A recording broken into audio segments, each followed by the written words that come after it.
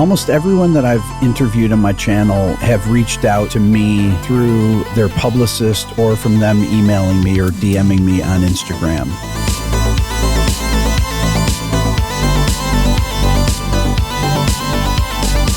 People ask me, how do you prepare to interview Sting? And I said, well, I've been preparing to interview Sting since 1978 when the first Police record came out. If you think back to the pre-internet days, you just used to sit in your room and just put on your headphones or just listen to music, and that's all you did. Music just occupies such a different place than it used to in society now.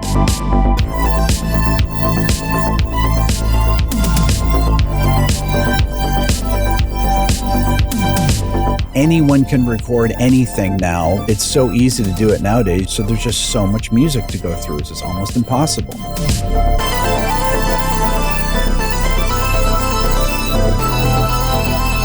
Has life gotten too good to create art from pain?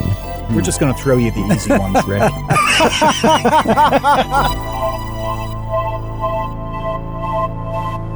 Hey, welcome to the Create Unknown, the home of Make Something Mean Something. I am Kevin Lieber. We have a very, very great guest I'm very excited about today. With me, as always, is Matthew Tabor.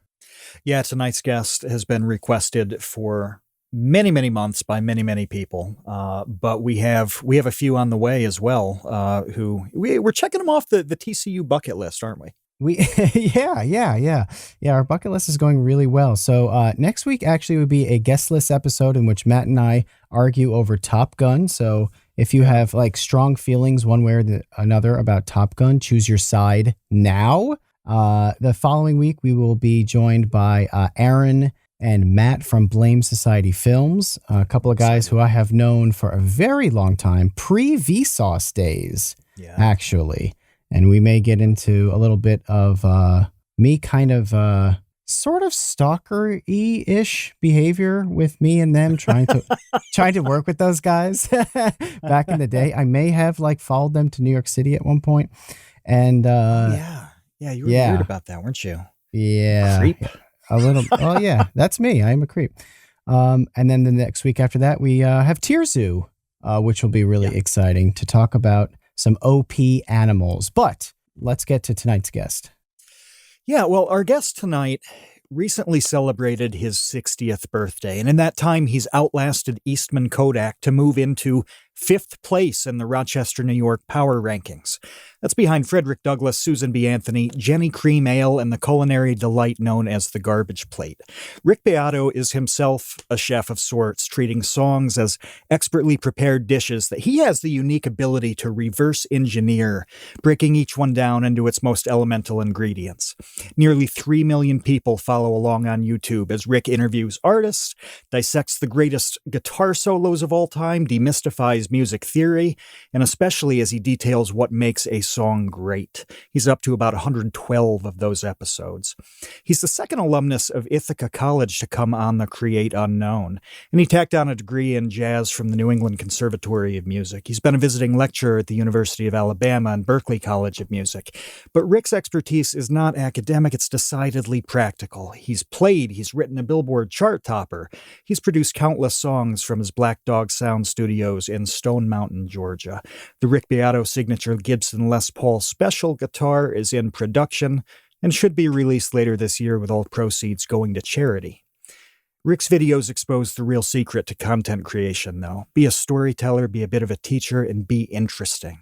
But because his medium is music, he and his peers have drawn the ire of publishers and copyright holders and ignited an ever-evolving debate over fair use in modern media. We want to talk about music and YouTube and copyright, but first, a lifetime of expertise went into developing a signature guitar. Rick, what's on your signature garbage plate? I've never actually had a garbage plate in my life. Oh no! What? Oh no! Really? I know. I've actually never had a garbage plate. But someday. On my signature guitar, I have it's a Gibson Les Paul Special double cut that's Pelham blue and has a thinner than normal body to it. That's all mahogany. and it has P90 pickups on it, and it's one of the most comfortable playing guitars. I'm a big fan of double cut Les Paul specials. Even though I have a rack of Les Pauls back here, I love the double cut because of the ease of access for playing lead up high. And since that's the kind of stuff that I do on Instagram for the most part, and in my videos there's a lot of lead guitar stuff. So I prefer that over Les Pauls, and it's lighter for a 60-year-old guy like myself to play than a Les Paul. It's funny that you mentioned guitar weight, because literally yesterday we were just having a debate over Steve Vai's Hydra guitar, and whether or not that thing weighs like 700 pounds or like 699 pounds. We're not really quite sure. Where do you land on the weight of the Steve Vai Hydra? I would go with about 700 or so, around there. Thank you. That's what I was thinking. Yeah, I wondered about that guitar, if that was actually awkward to play because of the weight. I will actually ask Steve the next time I talk to him about that. The balancing looks amazing. It looks like it would be just in the right spot so that you could really switch between the necks. The design isn't quite as crazy as it appears. Yeah, with the three, you would think it would be, kind of top heavy with the necks weighing the guitar down, but it's got such a I don't know. I have to ask him what the distribution is like on that. That's a really big thing with guitars, like with SGs, having them being neck heavy, which is why they have the strap button where they do, and that's kind of an important thing to me with guitars, is that they balance properly when you put them on with a strap, or when you sit down with them, that they don't kind of fall towards the ground. It's kind of an important thing.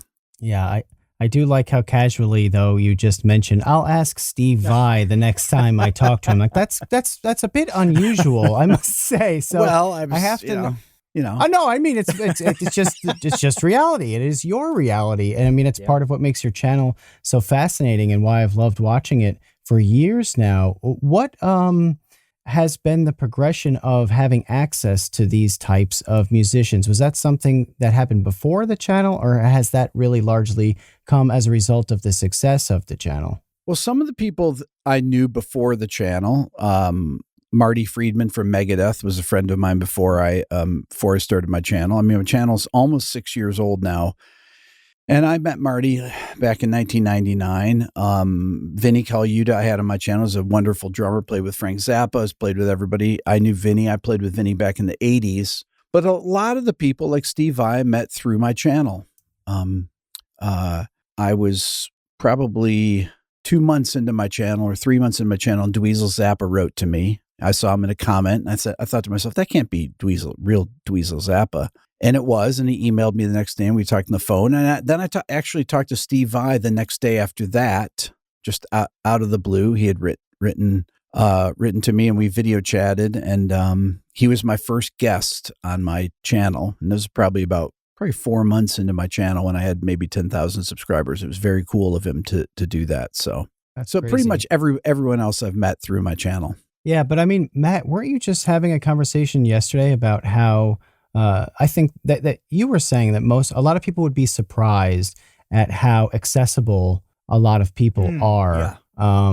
What was that in regards to? Just, I mean, it sounds like a lot like what Rick's saying right now. Somebody, I think it might have been Bass Weight shooting his shot with somebody or talking about it. And it just, it's always been that way, whether it's back in the day as a kid, like writing letters to athletes, asking them to sign a card or something, like back pre-internet days. A shocking amount of them would do that and, and return the thing. And it's like that with CEOs, artists, everything. Like, the odds are not high that you're going to get, a call back of some sort, but they're a lot higher than you think they are, because people like to talk about the thing that they're really knowledgeable or really passionate about. We've talked about that with research in Vsauce 2 videos, where when you talk to somebody who spent like 3 years working on a research paper about that research paper, like, this opportunity does not come up for them very often. So they're thrilled. Mm-hmm. That's really true. I probably almost everyone that I've interviewed on my channel have reached out to me through their publicist or from them emailing me or DMing me on Instagram. If I think back to some of the big interviews that I've had, people that I mean, there's a lot of musicians that watch my channel. A lot of the big musicians that I've had on watch my channel, and they probably just get bored on the tour bus or their planes or whatever, and they want to watch something about music, so they turn on my YouTube channel and check out whatever I'm talking about, especially if I'm talking about them. And how great their song is. I've always wondered about that, how you get access to the separate audio tracks for these songs. Or is that like I could tell you, but I'll have to kill you sort of situation? Well, I did get them from someone back in the early 2000s. I got a few thousand multitracks. But nowadays, when people ask me, like I did a Kiss from a Rose with Seal, and Seal's in the video, and people are like, where did you get the tracks for that? I said, from Seal. Or Brian May. And Brian May I interviewed for Bohemian Rhapsody. He's in my Bohemian Rhapsody video. And Brian sent me the tracks, or his engineer sent me the tracks. So, if the person's in the video, I typically got the tracks from them. So I just find it's funny. It's like, I can't believe Rick has the tracks from this. How did he get them? And I think, well, the person's in the video with me. So the guy next to me. Yeah, exactly. Right. So anyways, to not answer your question, I got them from a guy at a studio that's not in Atlanta when I was at one of the rare times when I was out of state at a recording studio. This guy had, I walked in, this is 2005, and I walked in and I was there fixing some tracks for a label, and I heard Kurt Cobain's soloed vocal on Smells Like Teen Spirit. And I said, what is that? And he goes, yeah, this is the multi-track to Smells Like Teen Spirit. I said, where did you get that? Well, I got that from a friend of mine that worked at a label, that worked at a recording studio, blah, blah, blah. And he said, I said, play me the track. He played me the tracks. And he said he had other tracks to all the songs on the record. Not only that, but he had tracks to thousands of songs, multi-tracks to thousands of songs. So I said, oh, how can I get these from you? Oh, I can't give them out. I promised him I wouldn't give them out.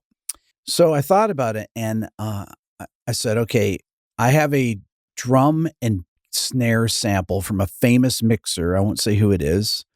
I said, I will give you those. And no one had these samples. It's just one kick drum. I mean, these things are, kilobytes, one kick drum sample, one snare sample. And this guy traded me these thousands of songs for this kick and snare sample. Whoa, that's crazy. Isn't that cool? That story is amazing. That it seems like a tremendously lopsided trade. No, right? Not to him though.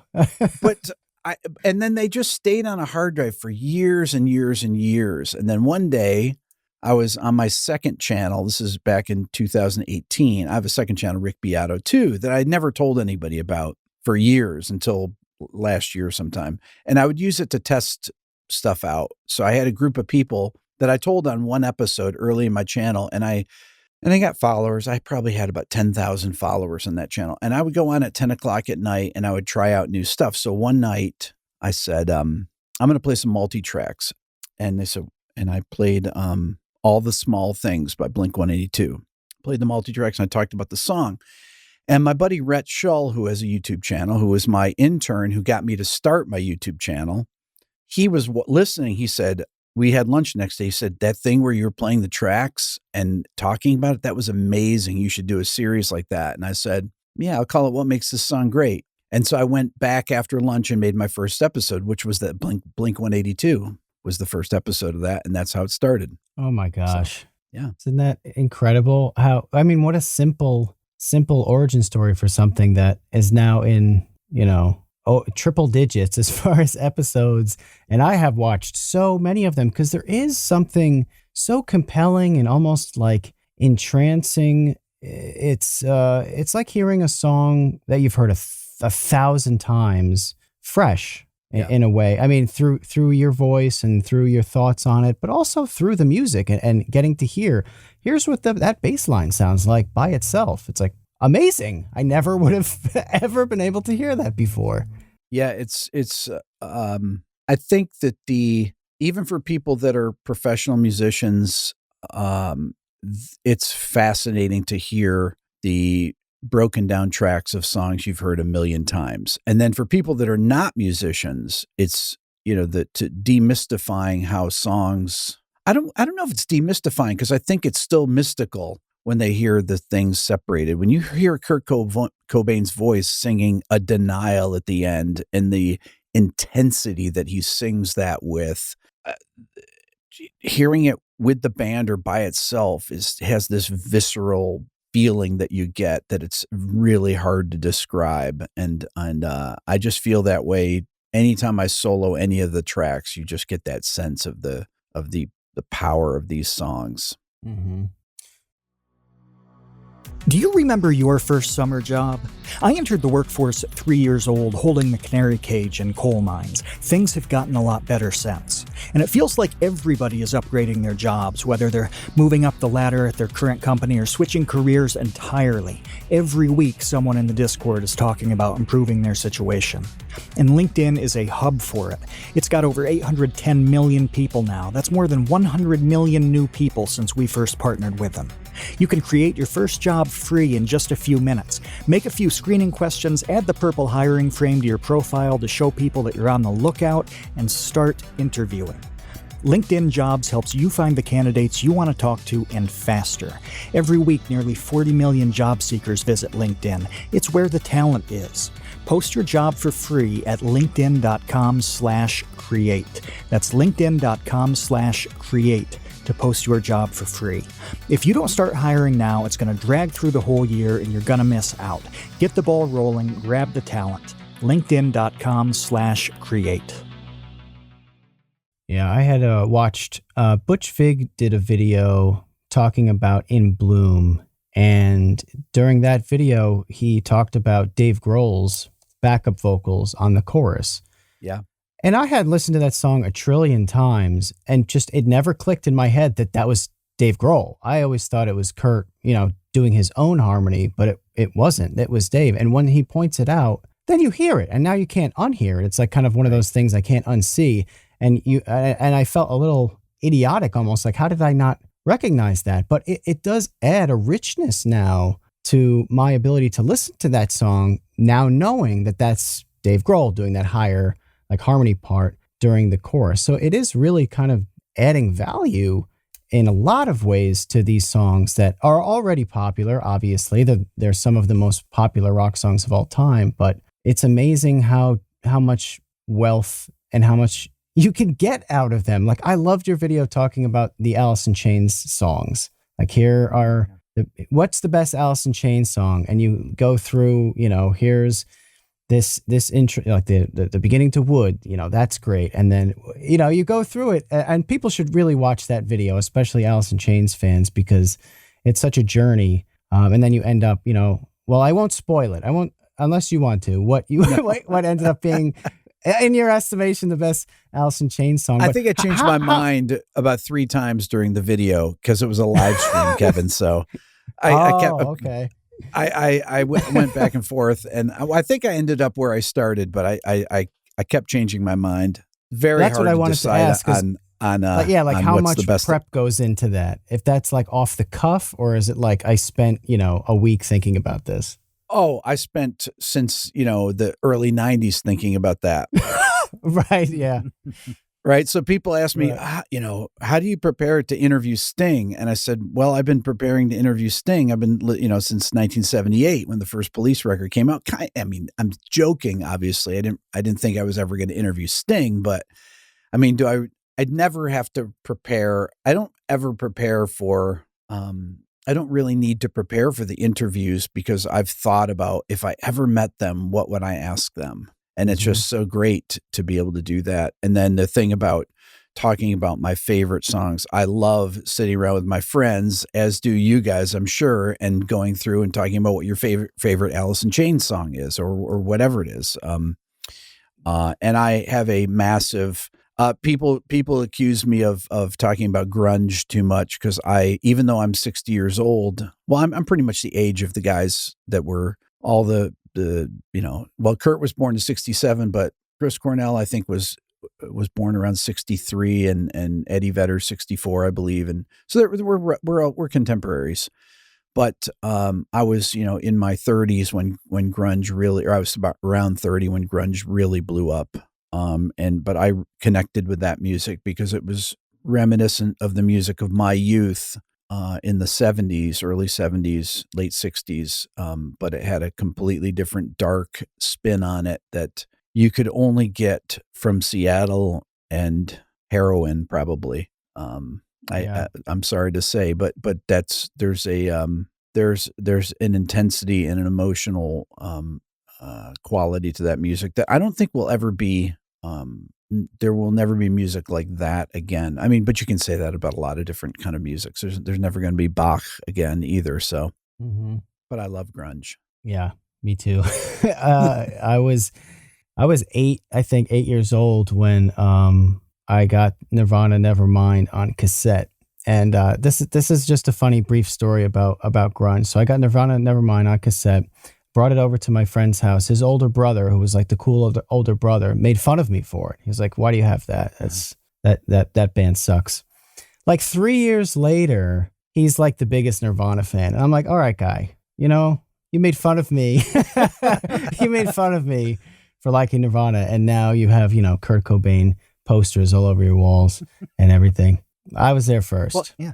I remember us talking the 8-year-old months hipster. ago about that exact moment on how, in terms of number ones, Firehouse was coming out as Nirvana was coming in, and the contrast between just the optics of those two acts is insane to think that this is happening like in the same 2-week period of time. Yeah, it was a rapid transition from 80s hair metal to grunge, even though it really wasn't that rapid. I was a college professor in the late 80s from 87 to 92. And I had this student named Derek, this guitar student that was not a music major. I was teaching at Ithaca College in upstate New York. And this kid, Derek, came in. He says, "I want to play this new band." And he had Bleach. He says, "This is an amazing new band, indie band called Nirvana." And I wasn't listening to stuff in Ithaca because it's in the hills and in near the Finger Lakes there near Cayuga Lake. You couldn't get any radio stations except for the college radio station, but I never listened to the college radio station. And I heard this. I said, "Is this what people are listening to?" He goes, "Well, this is what people are starting to listen to." And I said, "This is amazing." And that's when I really got back into listening to what was then indie rock, is what they called it, really. There was no thing like grunge. That was not really a term that people used. It just was indie music. And then I started getting into all the bands from the Northwest, and I eventually left my teaching gig in 92. And that's when the whole thing really blew up, end of 91, 92, when grunge became king. Mm-hmm. And you have that video that you just put out recently about, Gen Z not really being interested in music. And I thought that was, it's something that I thought about a lot. So as soon as I saw that, pop up in my feed, I was like, I want to hear what, Rick has to say about this. But because you mentioned, grunge will never happen again, it seems like the rock star may not happen again. It all seems kind of over. And I know that this is something that you've thought about for a while and you like talking about. So I was excited to get you on the podcast to discuss this further. You mentioned in the video that video games have a lot to do with it. I definitely think that is true because, Matt and I grew up. When did you first get the internet in your house? Do you remember? In my house, probably 1996. Okay. So you're already what age in 96? 14, ninth grade. Okay. Yeah. I think probably around the same time for me, maybe even later than that. So music was a really big deal when we were kids. There's the Yeah, the everything. joke about MTV used to play music videos. Well, they did. And it did? was what everybody watched it, and everybody knew That's all right. the new songs all the time. And I know a lot of me not knowing the new songs is just getting older, and I pretty much just checked out of pop music and listened to death metal now. But at the same time, it just feels less culturally important top to bottom. So I don't know. It seems weird. Well, that was my point about this. So I have 3 young kids. My son Dylan is 14, he'll be 15 in August. My daughter Lennon is 12, and I have a daughter Layla that's 9. So it's not like I'm not around kids. I'm around kids all the time. Their friends are over here and stuff. And I ask them, and I, have gone to their schools and talked to, the music teachers will call me and have me go in and talk to them. And I ask people, how many people are, use the internet, use TikTok? How many people use Instagram? Nobody uses Instagram. How many people use YouTube? Every kid raises their hand. They all use YouTube. Kids, my kids don't use TikTok. They're not interested in that. But how many of you kids play video games? Every single person, every kid. If I ask any of my kids' friends what songs they like, there's no answer. They don't have an answer because they don't listen to music. It's not like they listen to hip hop or, that they're listening to Post Malone or they're listening to any, they just don't listen to anything, but they play video games all the time. And if there's not the idea of listening to a song and not doing anything, just listening to it is completely foreign to people. Now, in the comments section, there's people that, oh, well, I'm this age, I'm a Gen Zer, and I listen to music all the time, and I get into music through video games. It's like, well, you're watching a music channel, so it's kind of self-selecting. You're not really the people that I'm talking about here. The addiction to screens, it's not just video games, it's just videos, things like that, just constantly having to have that visual stimulus. And then with video games, you have all the rewards that go on with it. It's hard for music to compete with that because they'd have to use their imagination to, and generally when you were a kid, if you think back to the pre-internet days, you talk about 1996, I was 34 then. And you just used to sit in your room and just put on your headphones or just listen to music. And that's all you did. Yeah. Or you'd sit with your friends and listen to music and talk about it. And, or you listen in your car, which, that's pretty much the only place that my kids are forced to listen to music. I wouldn't say forced to, because I listen to it. They're in the car and they're not on any devices or anything. So that's the only time they ever hear music without looking at a screen. And I think, and all my friends that have kids that are my kids' friends say the exact same thing. So, I mean, people people, I wouldn't say people get mad at me about that. This is just an observation. And I made that video to get people's opinions, see if other people have the same experience. And, I hear a lot of the people that in the comments that I'll occasionally skim through, and there'll be Gen Zers that say, well, I got into music because of video games. But, truth be told, are they out playing in groups? Do they actually make music? Getting into music and becoming a musician, and it's just music just occupies such a different place than it used to in society now. And I don't know if it's because there's no danger in, most of the music that you hear. I do a lot of Spotify countdown lists just to be connected to whatever's coming out. People get mad about that, but I'll go down the pop list, the rock charts, the metal charts, the indie rock charts. And then people say, oh, that's not what people are listening to. Those aren't right. It's like, well, this is actually what they're listening to. These things are done by streaming numbers. Yeah, they can fake some of the things, but they can't fake billions of plays of things. They don't have that many, whatever they are, farms that they go out there and they, get fake spins for things. So, but it just occupies a different place in society than it did when we were kids, or when I was a kid. But anyways. Put down your can of Hyper Hydro Monster and your Crimson Berry White Claw. It's time to rethink the beverages in your life. We drink a tremendous amount of tea, working on videos, recording the podcast, but we don't drink normie NPC tea. We drink cultured and refined anime tea from the Dragon's Treasure. They've got a gunpowder green tea called Space Cowboy. If you've listened to this podcast before, you know why Kevin likes it.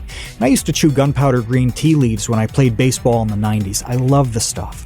Dragonwell Z, Samurai Chai Plu, black teas, herbals. The Dragon's Treasure describes itself as a haven for anime and tea lovers for a reason. They've even got a tea called Uwu. It's got apple bits and cocoa nibs. It's crazy. I bought the 60 tea sampler pack as soon as I could. I wanted to try everything. It's that good.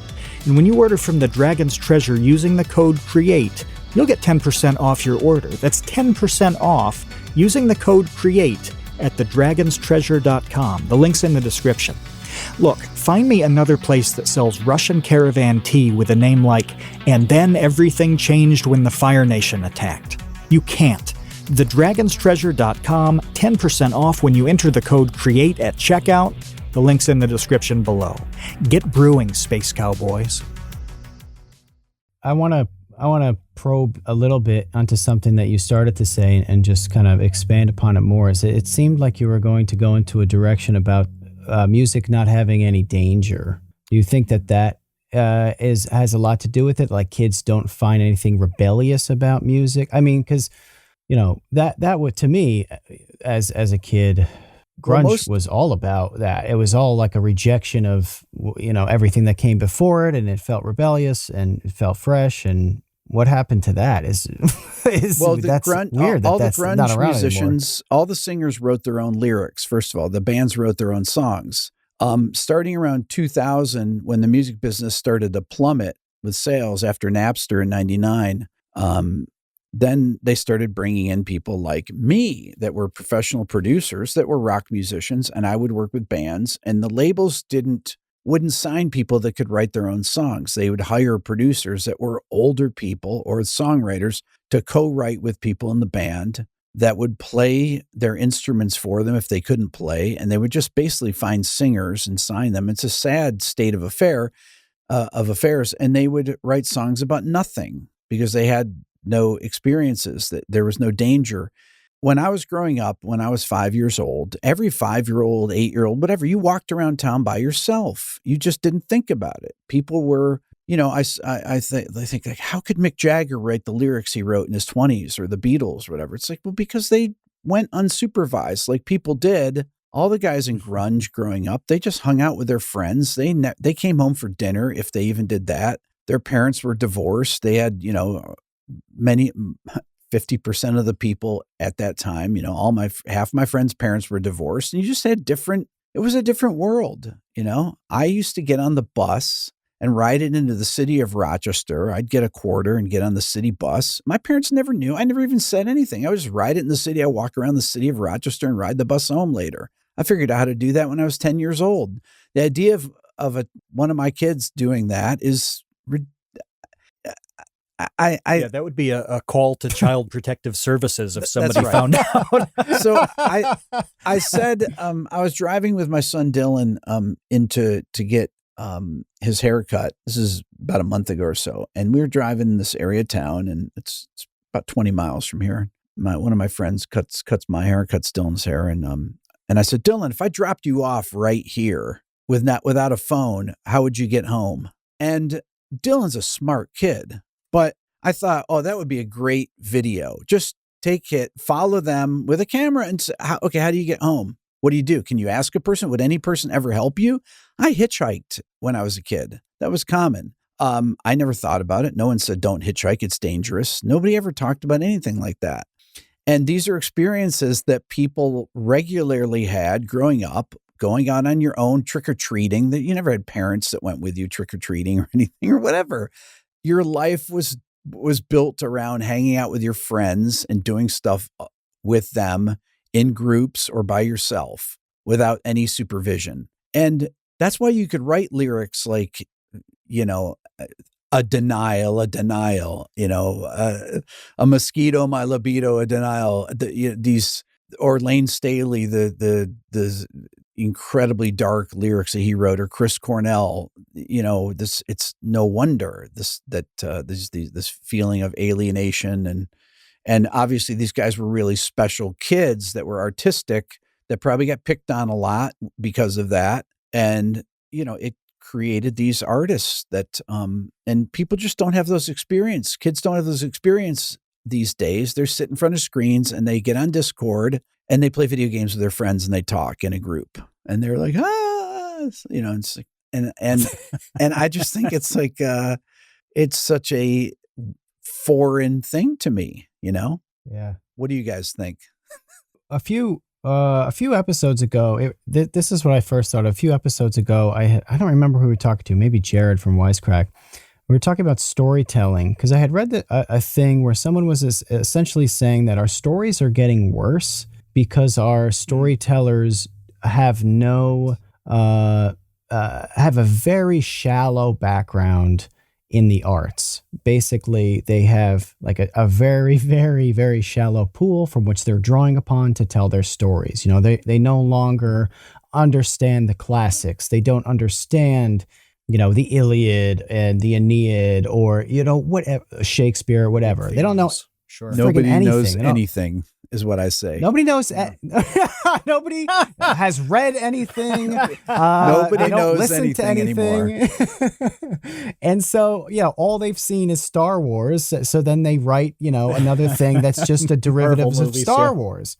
And that's exactly what I first initially thought of when you were describing the situation of people not having just experiences to draw from, let alone, kind of like a pool of literature or music or whatever kind of eclectic mix of art to draw from to tell stories. They don't even have experiences to draw stories from or to turn into art. And then you end up with no art, I guess. Yeah, if you have no experiences, well, then you have the record labels. If there's a commercial music scene, which are really, the record labels are kind of inconsequential at this point, but the people that work at record labels are typically my age. They want to be the stars. They want to pick the people, they want to pick the material, and they want to tell all their friends they're the ones that came up with the idea for songs like A, B, C, D, E, F, U, or whatever. These completely trite, focus grouped songs that are based on nothing. That have no. Is that a real song? That's a real song. It was a huge hit. Oh. It is a music by committee, 9-songwriter kind of thing. It's probably 3 songwriters that song. It's most of the songs that I talk about when I do my Spotify top 10 countdowns, whether it's a Justin Bieber song, you look at any Justin Bieber song, there's never less than 6 songwriters on it. If you're picking up stuff in the studio and going and getting Starbucks for people, you got songwriting credit on it just for being there. I mean, that's pretty much it. It's like, hey, I got a couple venti lattes for you guys. I think I get, 5% of that song. Oh my God. Well, this is a wild conspiracy theory, but I want to throw it out you. It is, do you think that at any point, people look back and say, well, all the best songs have already been written. Like I can never sing better than Freddie Mercury, or, I can never, sing as beautifully as, I don't know, Roy Orbison or whatever. Does that play a role at all into this, or no? Is that irrelevant? Some of the best musicians that have ever lived are alive right now. At least technically, some of the best musicians ever. Without a doubt, the technical proficiency of young players is by far, with the exception of piano and violin, because there's hundreds of years of pedagogy that go with those 2 instruments. But the guitar has been reimagined over the last 10 years of the internet because of YouTube, because of Instagram, but because of YouTube mainly, and tutorials, seeing videos of people, how they play things. And every kid can learn because they're learning visually, and they have the actual people teaching them how they played the stuff. And they've become these master technicians. They can play with both hands. They can tap. They can do everything. And I've had some of these guys in here that are just, Tim Henson from Polyphia is a fantastic guitar player. Tosin Abasi, who's a very good friend of mine. Tosin is a fantastic guitar player. They do all these new, all the guys, Pliny, all the guys in the progressive metal scene are just brilliant players doing things that really haven't been done on the guitar before. And so there's a lot of really interesting things going on in certain genres. The deficit is really in popular music forms. Nirvana was a worldwide success. Nirvana was famous all over Europe, all over. They were famous everywhere in South America, in the United States. They were a worldwide success, as were all the grunge bands. Music used to be, because of MTV and things like that, music used to be a worldwide. You didn't have all this fractured streaming, and algorithms have created an individual experience through everything is cultivated by algorithms at this point.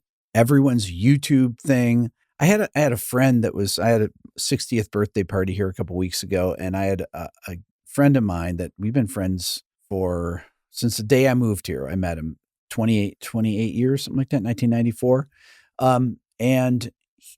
And my friend Rhett, has a YouTube channel, Rhett's got almost 500,000 followers, a guitar channel.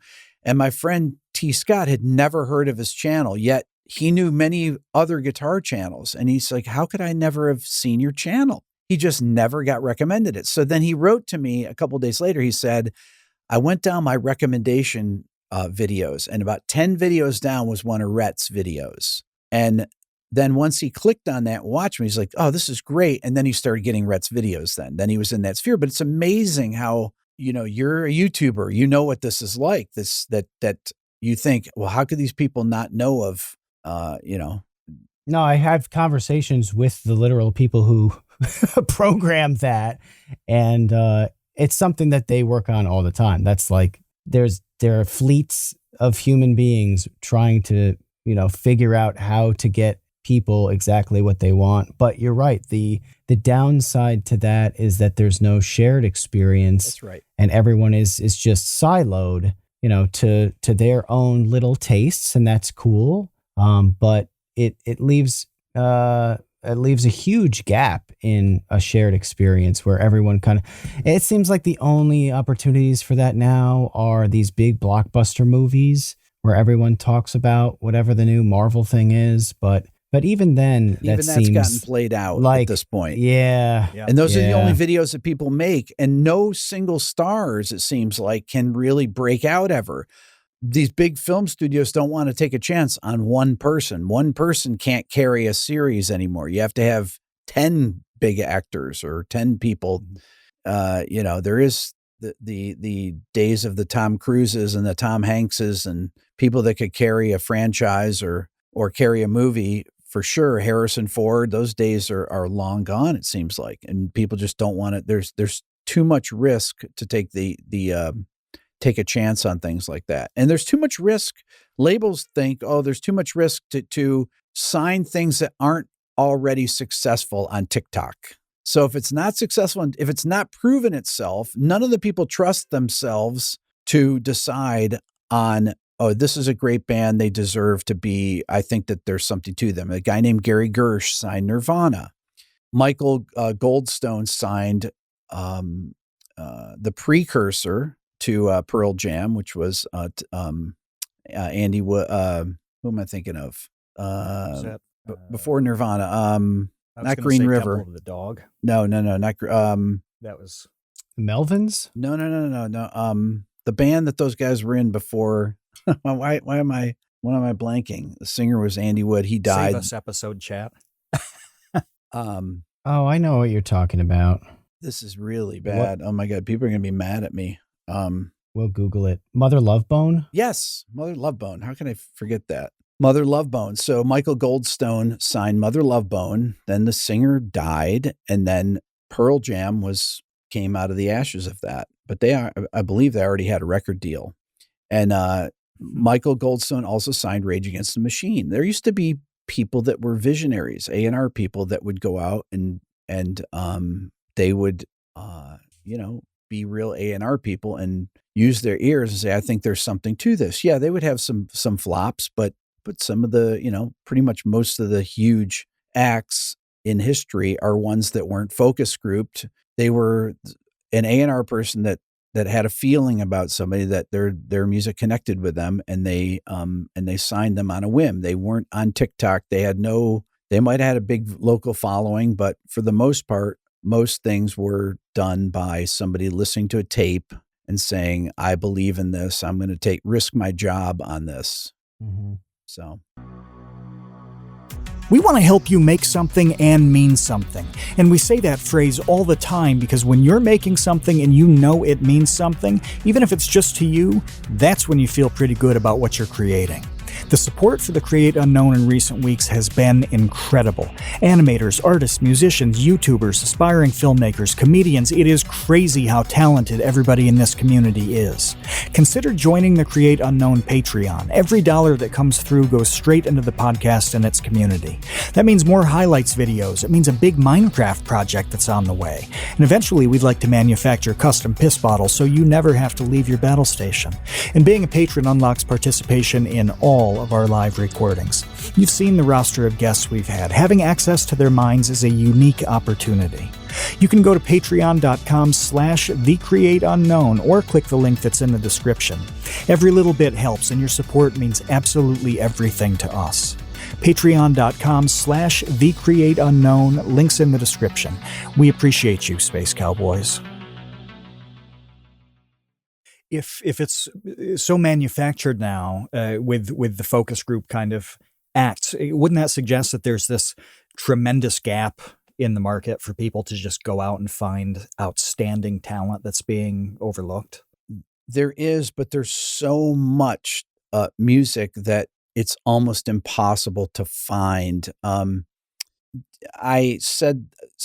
made a video about a month ago or so, called, I forget, it was called The Greatest Song That No One Ever Heard or something. And I was going through my, one of my backup drives, and I saw this song called Down by the Riverside that I written with these two girls called Muddy Magnolias back in 2014. So I made a demo of the song. I wrote it with them, and I did a quick demo, acoustic guitar, some little keyboard, organ, two incredible vocals with great harmony parts. And, so it was the first song they wrote together, or they wrote with me. And then they went on and they had the track produced by a couple of really big producers that they didn't like. And then they did a record with Dan from Black Keys, and the record came out, and then the band broke up in 2016. So I played this song, and it connected with people. It's just a song that was sitting, I call it collecting digital dust on a hard drive. No one ever heard it, but the song really, the video's got almost 2 million views now. And of a band that broke up 6 years ago, these two girls, it wasn't a band, it was a duo that broke up 6 years ago. And I said in the video, the chances of being successful, of having your videos seen, having your book read, having your, just anything, the chances of anyone experiencing anything but either something by chance, right? Having a successful YouTube channel. And even that is, how many YouTubers have millions of subscribers? Well, I know a couple people here that do, but the chances of that are so small. And it's just like the chances of having a successful song, or having a successful book, or having a successful movie career. It's almost impossible. So for people to go through and find things, because anyone can record anything now on their phone, on their laptop, on whatever. It used to be that when I got into playing in bands, you had to save money to go into a studio and record on tape, and only people that were really serious were able to raise the money and do that, and it's so easy to do it nowadays. You can make records on laptops. And so there's just so much music to go through. It's almost impossible. Yeah, it also seems like the distribution problem is even the bigger problem, going back to this shared experience thing, because even then, once you find it, how in the world are you going to get everybody to listen to it? You can't. It's no longer possible these days, when everybody is just having their exact tastes catered to all the time. That to me is almost the part of this that cannot, like, that genie's not going back in the bottle. No. There's no way. No. No, everybody has It'll a never unique happen experience with music, with their movies, with politics, with everything. They have their own curated experience that's curated by algorithms based on your on whatever you click on, whatever articles you click on, whatever songs you click on. When I do my Spotify top 10 countdown, Spotify is I don't use that to listen to music. It's so screwed up because I'll do a pop song playlist and it starts recommending all these awful pop songs, thinking that that's because I've clicked on these things to make a video, that this is what I want to hear. So, and then I do a metal one, and then it's all these metal bands, and it's then indie rock, and it's just my Spotify is completely screwed up. The algorithm doesn't know what to do with my with me. This guy is crazy. What is this guy? I know. Why does this guy listen to all this stuff? But yeah, so getting back to something like Seattle, a scene can never happen again like that. It's just like you hear comedians talk about they can't go out and try out material because people are there with cell phones and they put it on YouTube. Bands can't go out and try out songs to see how they work live anymore because people put them on YouTube.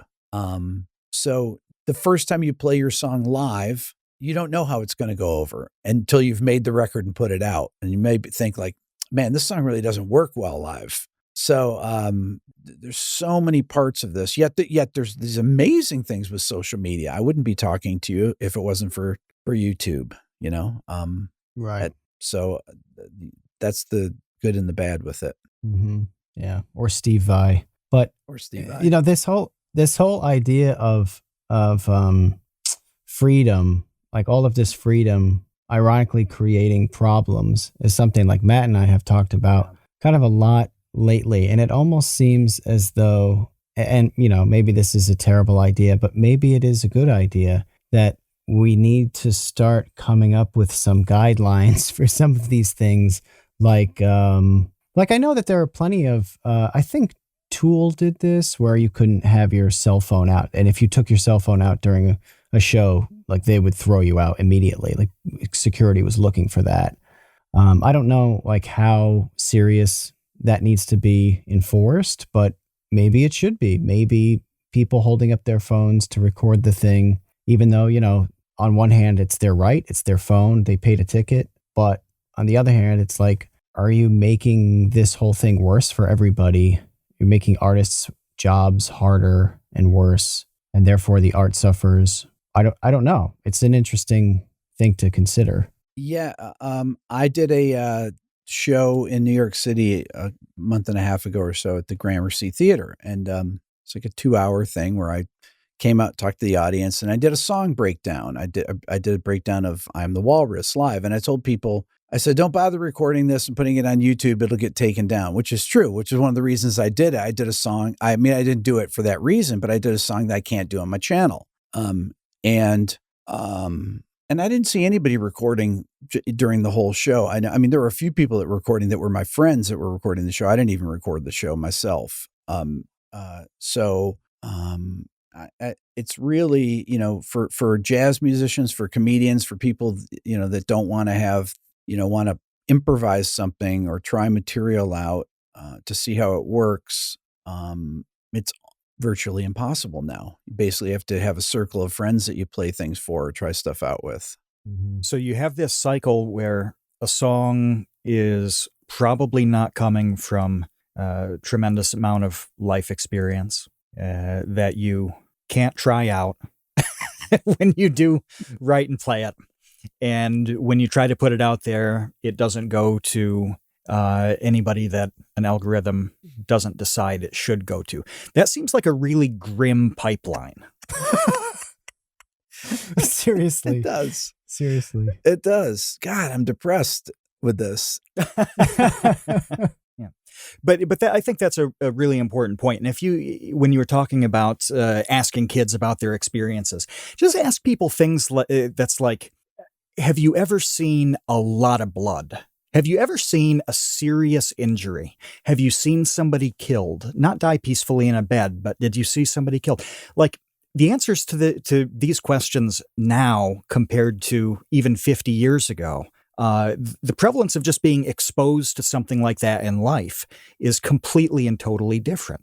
Well, so sure, the art is going to be different from that, but mentioning the Seattle scene like that, you had a lot of overtly political lyrics because people were seeing the destitute, drug addicts, homeless, etc. There's some really dark songs that came out of those guys, and I don't think that happens in Lincoln, Nebraska.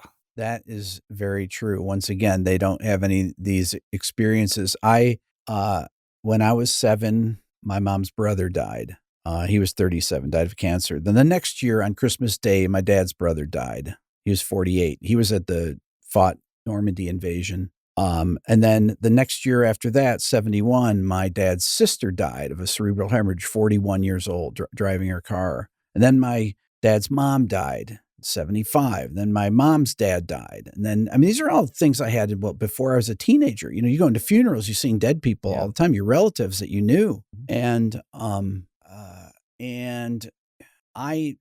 every old person, when I was a kid, I was born in 62. Anybody that was old was born in the 1800s. And that's hard to imagine. My grandparents were born in the 1800s. My dad was born in 1919 and my mom 1925. Yet I have these little kids. I have a 9-year-old. So my 9-year-old's grandfather, he died in 2004. My dad was born in 1919, right after World War I, right? She's 9. She never knew him, but he would be 103 now. And his dad was born in 1891. I had an aunt that passed away last year, my mom's aunt, who was 99, and her dad was born in 1864. Okay, now that was would be my great grandfather. This is profound to me. Think about Abraham Lincoln was president in 1864. Now he was living in Italy at the time, but she was alive till last year. But her dad, who died in 1935. She was without her parents since 1935. And she died last year, but he was born in the middle part of the 1800s, and she lived to 2020. And, if you go back historically, people talk about these composers like Bach. Bach had 20 kids. He had 2 wives. 10 of his kids died as babies. He lost both of his parents when he was 9 years old. Well, let's go back and look at famous rock musicians. John Lennon's mom and aunt died when he was a teenager. Paul McCartney's mom died when he was a teenager. Bono's mom died when he was a teenager. There's so many examples of this, of famous artists that had these tragedies early in their life that profoundly changed them and the trajectory of their life. That's a huge thing to lose one of your parents like that, for a child. And this is what, nowadays you don't have to, the amount of people that would die from an infection, for example. My mom's brother died when he was 17 in 1941, 3 months before penicillin was invented. He died of an impacted tooth or an abscess. 17 years old. My mom was 16. She lost her brother from a tooth. That's something that nowadays you wouldn't even remember that you went and got antibiotics for. You got it drained, and then but people used to die of stuff. Day. Yeah, right. That's it. That's a bad day, right? That you don't even remember. Yeah. Or polio they lived through. They didn't have polio. When my siblings were born, my oldest siblings, the polio vaccine wasn't out, and my mom couldn't wait. As soon as that came out, they got vaccinated because that was a scary thing at the time, and so the lives that people lead nowadays are nothing like the lives that people led, even going back to, you have to kind of go back to that era of people born in the 60s that had those experiences pre-internet, basically pre-video games, pre-internet. So I wonder if, now obviously tragedies still happen, and we're talking at a very general scale, but in general, you're right. There are so many of these tragedies that have been avoided, and like Matt said, that toothache is now a bad day instead of literally killing you. Here is a proposition that I'll throw out that people can argue over, but it's just a proposition. Mm-hmm. Has life gotten too good to create art from pain? We're just going to throw you the easy ones, Rick. That's the question. After like this entire discussion, it is the question. It leads. It really is. That's the freaking question that we've been kind of dancing around. Mm-hmm. I don't know. Maybe. This is why I put out videos like why Gen Z is not into music. But they're just thought things, provocative thoughts to get people's opinion. You know, I'm not, it's not a declarative statement. It's a way to engage the people that watch my channel. And I see some really fascinating comments where I see people talking about their kids and I see kids talking about themselves. These are, I love thinking about these things. To me, this is this like an upstate New York disease or something? Because like you and me and Matt, we suffer from this, Rick. I don't know what it is.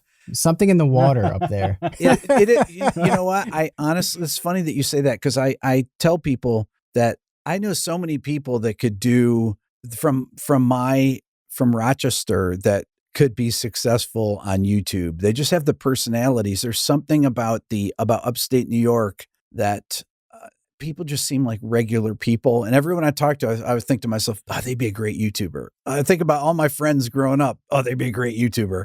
And just, I don't know why. It's just being able to talk about things. I'm never embarrassed to talk about things that happened in my past or failures that I've had or anything like that. And I think that the weather, the dark, kind of the harsh winters in upstate New York and it's never sunny. I always loved that. You know, I loved it because you have all these melancholy days. So it makes you stay in and listen to music and wish that it was a nice day out, but it never really is.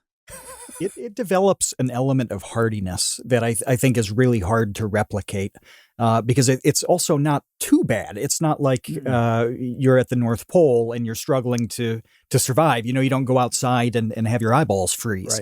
Right. But it's still never comfortable either. No. It's never actually good. Every time time I go home, I went home recently with my wife and kids to Rochester. All my siblings live there still. And of course, we get off the plane and it's snowing. This is like a month ago. And I say to my wife, we joke about it. I said, it was in the 70s yesterday. My wife's like, like every time we go there, it's horrible weather. Every time. Doesn't matter. It's like, yes, it was 70 yesterday. I can't believe you guys, the weather's been so nice. It's, it's like, that's actually not true. So it's why people eat garbage plates there. That's you're right. not eating a garbage plate in Malibu. Like that would never get invented in way. San Diego. No, never. The Miami garbage plate. It's not happening. That is right. I think it's a distinctly upstate New York thing. And people that I know from upstate New York though are I have so many friends that I've stayed friends with my whole life that are from there. So it's great. I love being from there. Well, I could talk to you all day. I have so many more questions, but I know that we have some questions from our patrons too, and we really should hit those. Matt, if you want to start firing some of those off. We do, because we have a ton of music people who have thoughtful, decent questions. These are not frivolous at all. To start, this is really interesting. This is from Memph. He asks about perfect pitch, which that topic is really one of the things that got your channel started, isn't it? A video. Wanting to know if perfect pitch is a blessing or a curse. It depends on who you ask. You can learn. First thing to know is just about everyone loses perfect pitch if you live long enough. Typically, it starts to drift once you hit your 50s. And for some people, it's catastrophic. Some musicians that really rely on it, because I've interviewed a lot of musicians that had perfect pitch their whole life and mysteriously lost it.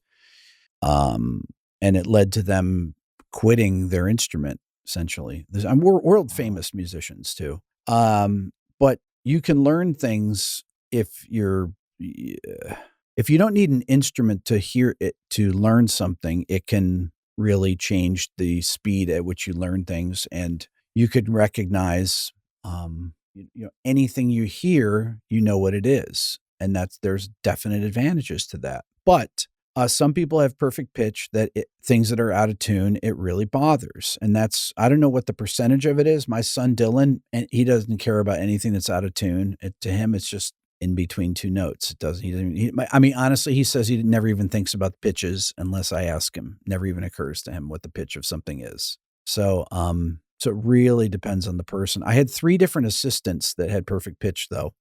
And their perfect pitch was each of them had very different experiences. Some were, one of them was really bothered, but would make her nauseous to hear something that was out of tune, not perfectly on the grid. Yeah. And then another one that didn't care at all. And so it depends on who you ask. Kevin, that reminds me of the video where you covered, was it anhedonia? Was that the term for having that disconnect with sound? Yeah. There are some people who have no feeling at all towards music or towards sound. There's amusia and then anhedonia. I don't remember off the top of my head the distinction between those, but it's not an insignificant percentage of the population either. I think it was like 5%. Like 4%, wasn't it? Yeah. It was in that something range. Like that. Mm-hmm. Yeah. Well, the next one we've got is from Baseweight, who is trying to make a career out of music, and he's quite good. Anybody who's listened to the opening of our podcast, Baseweight made that track for us called "Created in the Unknown." He's quite good. He wanted to ask if you could go back and tell 26-year-old you something, what would it be? Take more pictures of things around me. And take videos because that's a good one. I like that. I actually have films that I made in high school with my dad's Brownie camera that have no sound. And my dad took videos, but not that many because we didn't have a lot of money. And, but my baptism is on film, there's no sound, but watching my Aunt Mary come out of the church with my Uncle Jim. And I mean, everybody in these videos is deceased. But it's amazing that we still have these and we can look at them. And if I was 26, I would be recording my parents talking. That would be the one thing that 26-year-old Rick, I would love to have to play for my children. My children knew my mom. She passed away in 2016, but not that well.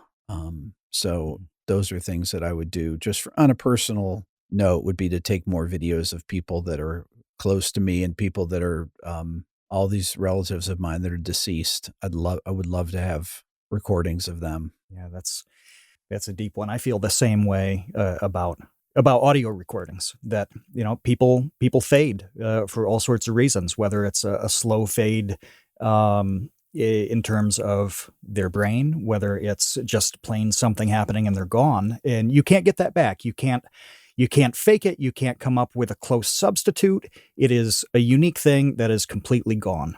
Right. Do something a little more positive. I keep coming to these really dark things here. I apologize. Oh, they're real though. They're absolutely real. And so many of them are themes that Kevin and I have popped out of different topics in the past. So seeing them come together is awesome. Producer Ben asks about whether you got into the garage rock revival post-grunge, groups like The Strokes, The White Stripes, etc. I did. This is really when I began my production career. So I was, those were, I didn't work with those bands. I worked with bands that were like those bands, that were garage rock bands. It's like the old joke.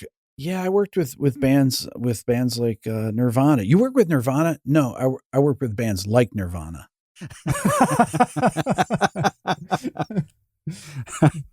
We had a question about another specific group, I think, but I'm going to jump to one from Jeff. Jeff is one of the resident guitar players. He is outstanding in his own right. He wants to know what your favorite guitar riff or solo is from a song that the band just isn't known for technical guitar playing, but they've created this amazing riff or solo. That isn't known.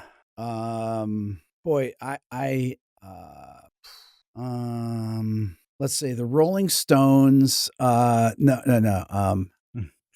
I'm trying to think of an answer to this, and it's really hard because you default to those people that you immediately think, okay, like specific guitar licks and things like that. So I'll tell you one of my favorite guitar players that well, I think he's known because all my friends know him, but it's Adam Franklin, who's the lead singer of Swerve Driver, who's one of my favorite bands. They're a shoegaze band from England. They have been around since the late 80s. I interviewed Adam on my channel. I love Swerve Driver. His guitar parts are absolutely phenomenal. They have their first record's called Raise. Their second record's called Mescal Head. They have a record called Ejector Seat Reservation. They have a record called 99th Dream. These are phenomenal records that are great guitar records with the most beautiful guitar parts, beautiful guitar leads. And Adam Franklin is one of my absolute favorite guitar players, and he's kind of an unsung hero. He's one of my heroes, but I don't know if people really know him. But Swerve Driver is a fantastic band. They're still putting out records, and I listen to Swerve Driver today. I listen to Swerve Driver all the time still. They're one of my all-time favorite bands. That's awesome. We can pop a link in the show notes so anybody who's interested can check that one out. There's a question from Ben about, again, a specific song here. Is there anything when you've been doing an episode of what makes this song great that you'd heard something that you'd never heard before you started to analyze that? Yes. And his example is the doubled vocal and lead guitar that's hidden in More Than a Feeling. Yeah, the bridge part of Ramble On, that acoustic guitar part, you can't hear. And I remember I was interviewing Steve Lukather, who's says to me, I love the Ramble On episode. He goes, that guitar part, even the greatest session players like Steve Lukather hear these things. And I was like, yeah, I never even knew the guitar did that. It's amazing. These things are kind of hidden in the background that are covered by other layers, but really contribute to the sound. That happens all the time. Honestly, every What Makes This Song Great episode, there's something in there that I find, because a lot of the tracks that I use, I've never listened to before. Honestly, I've never listened to isolated tracks, even though I have them. I did a video on Christopher Cross, the solo from Ride Like the Wind. I was like, I know that's a great solo, but you can't hear it. And I was talking to my younger brother, John. We always like the solo. You could barely hear it at the end of the song. It's Christopher Cross playing. So I was talking to my brother and I said, I wonder if I have those tracks. So I go hunting through hard drives. So there it is. I found it. And I call my brother back, and my brother's a really good guitar player, my younger brother, John. And I play it. I said, you know what this is? And he hears it. He goes, that's Christopher Cross's soloed. He's like, yeah. So I made a video on the greatest solo you can't hear. And that's cool. And, Awesome. And I turned it up to the proper level. And I was psyched that Christopher Cross wrote on Twitter, I've been beatoed. That was man. that was a real honor to have my name used in that way. Beato. Yes. That's cool. Well, we've got one from Night Docs that you spent a lot of time talking to modern guitarists, Tosin Abasi, Tim Henson. What do you think the biggest difference is between modern prog and the prog that you grew up with? And whether an old dog can learn new tricks when it comes to new influences in writing? One of the biggest differences is the extended range instruments, with the 7 strings, 8 strings, 9 strings. I mean, bands had extended range instruments, but typically to 7 strings before. But not every progressive metal band uses them. But Animals is leaders, Tosin's band. He and Javier use 8 strings, and that's one of the things. And then all these new techniques. Tosin does this thing called selective picking, where he just occasionally will pick a note, and it's a lot of hammer-ons in the left hand, and it just creates these beautiful sounds that you could never get from conventional playing techniques. That's the things. And Tim Henson, same thing. Tim plays these things that I don't know how he thinks of them. They're just so off the wall, so interesting, so weird. I just love a lot of I've been a big supporter on my channel of the progressive metal movement. I think it's one of the freshest and And that's a real thing. That's kind of like grunge. That's a real movement, that there are people that go out to the shows. There are people that like all the different bands. All the bands are friends with each other. This is really one of the few cohesive musical movements that there is. And I have devoted a lot of time to Aaron Marshall from Intervals. Pliny I've had on. I had the whole band on. I had all of Animals as Leaders. I did a video with the whole band. Did a video with all of Polyphia. So I've devoted a lot of time on my channel because I really believe in that, in these guys. How does it differ from old school progressive music? It's definitely more technical. There's not vocals. Periphery is a band. Misha Mansour and I've had Misha on my channel a number of times. Mark Holcomb is another guitar player in the band. They have Mark and Jake and Misha and they have vocals, but a lot of these progressive metal bands are instrumental. That's another difference from the old school. A lot of the old school prog bands, which you would call Rush and Genesis, and just we're all vocal oriented bands. Yes, and what. And how does electronic music play into that? Obviously, there's a lot of electronic music. There's a lot of programming that happens in progressive music nowadays, progressive metal. There's obviously the use of computers to amp simulators, things like that. Just everything about it is different. It's just there's so many. There's very few things that are similar about them.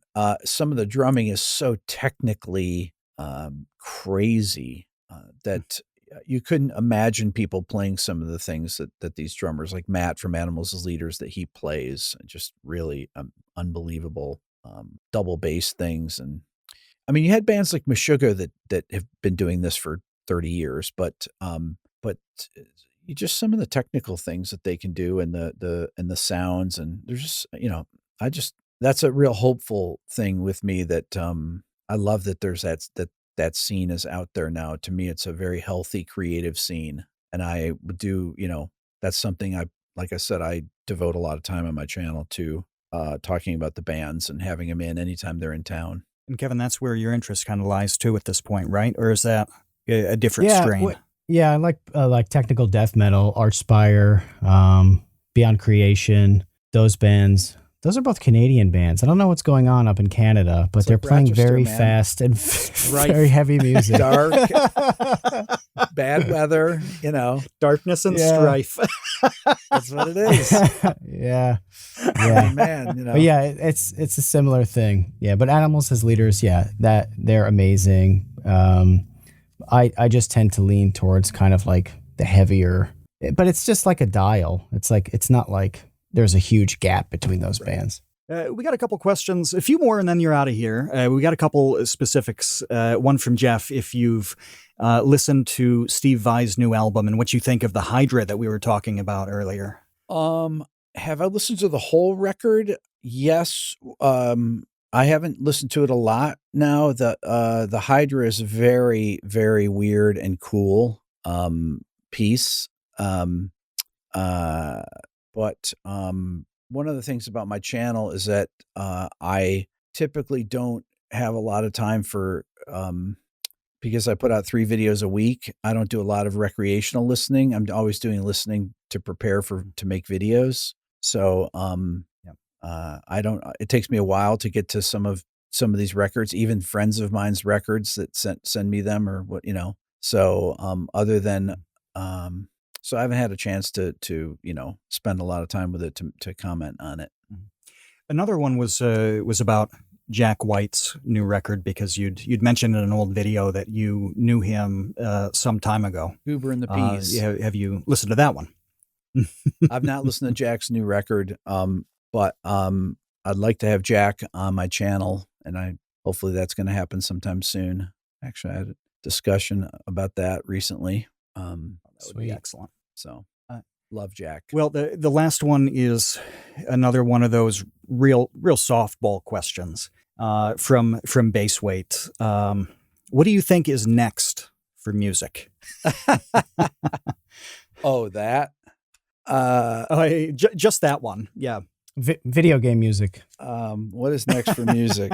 I don't know. I like to say I don't like to make predictions on what the future of music is. Those are people, futurists, I guess. I have a cool podcast that I wouldn't call any of my videos podcasts, but I filmed what I would consider kind of my first podcast with a guy named Ted Joya. Ted writes, people might have seen him he writes for the New York Times and a lot of big publications like that, but he's a music historian, jazz musician, musicologist, and he has some really insightful ideas on the music business, streaming, all these different things. And so I have a video coming out that I did with Ted last week that I might launch as a podcast. I don't know. But he has been very good at predicting things, and Ted's 4 years older than I am. But he used the term futurist in the interview, and and I am definitely not a futurist. I don't try to predict the future. I just experience the present. I am a pastist. Have you guys heard that term, futurist? Fully committed pastist. Used like that, futurist? Yeah. Mm-hmm. No, it's like a definitive thing, not just like I'm dreaming up crazy stuff. Like, it's like, no, this person has thought about like systemic things in their implications for what's coming. It's definitely a distinct thing, but I do struggle with, honestly, I struggle with the preservation of the past so much that I will let other people struggle with the future. I'll just live in it. Exactly. Yeah. I usually think of tech-related things when I think of futurist, Yeah. Some sort of flying car. We're going to have flying cars and hoverboards and a moon base and all of that stuff. You'll be in a pod eating the bugs. We are going to have all those things. Yeah. Yep. Just squeezing out my daily ration of paste that I have to eat. Food paste. That's all we have for you today, Rick. It was really a pleasure, man. It was awesome. So glad that you said yes to coming on the podcast. I was thank you for thrilled. Thank you so much. I appreciate Absolutely it, guys. Thrilled. Yeah, we we all look forward to the videos that you have coming out in the future. If anybody's listening and they have any minor interest in music or think that maybe they'd like to learn a little bit about why us other human beings like music so much, then I highly recommend checking out Rick's channel. Just throw Rick Beato into YouTube and you'll find his videos. He's got many of them. I'm sure you'll find one that will kick off your Beato addiction, and then you will be Beatoed like we have been. So that's it, man. Thank you again. Thanks to everybody for listening and joining us this week. If you want to support The Create Unknown, just go to patreon.com/The Create Unknown. We will be back next week with our highly intellectual Top Gun debate. So I hope that you will join us for that. Until then, we'll see you, Space Cowboys. Thanks for listening to The Create Unknown. We make this show with the support of our patrons. 100% goes directly to keeping episodes going every week, and we've been shocked by all the new support this year. The world's ending and I'm late for work. Gib Tom, Sid Poke, Demetrius, Atrocious Guff. You guys really do make this show happen. Thank you to the Tots and Dumpster crew, old and new, who save tiny little lives every month. And thank you to our grizzled, battle-hardened child infantry. Jen Mefasanti, Kevin Menard, Mikhail Steinke, Risebread, Sean Malone, Triple Question Mark, Ryan, Kamikaze, Maria, Marco Sheep, Tom Videogre, Jeltsies, and Dan the Latch. And a tremendous shout out to our elite Baby Gang commanders, Linus and Trevstead, Boromir, Bot Dogs, Chinchilla, Isaac, Conrad, James, Andrew, Jeff Davis, Patrick Pister, Basewade, Monahim, Dojangles, and Zero. You really are the elite. Thank you as well to our indentured servants, producer-editor Ben Webster, Discord Savior Latterman, and producer emeritus Dan Yoshua. And thanks to Baseweight for the use of Created in the Unknown for the opening theme, and to Electro Voice for giving us mics to sound good on top of it. The Create Unknown is an Unknown Media production in partnership with Studio 71.